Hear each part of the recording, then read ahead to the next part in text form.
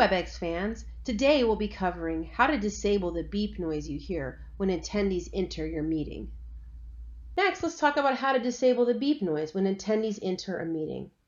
To do this, you'll need to go to your Webex preferences by visiting this URL here, which is https://webappng/sites/sites/preference/home. When you get to this site, go to the Preference tab. And in the Preference tab, select Audio and Video. And here you'll see a lot of options for how you can adjust your audio. We're looking at the part here where it says Entry and Exit Tone.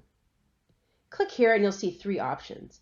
You can either have a beep anytime someone joins, you can have their name announced anytime someone joins, or you can select No Tone. If you want people to join seamlessly with no audio, just click No Tone and then scroll to the bottom and click Save. One important note here is that your preferences will universally apply once you click Save, no matter where you join Webex, whether from your app, the desktop, or phone. If you'd like to change this later to a beep or name announcement from No Tone, just come back here to this URL and select what you want and click Save.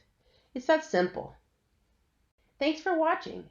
For more information, you can visit help.webex.com.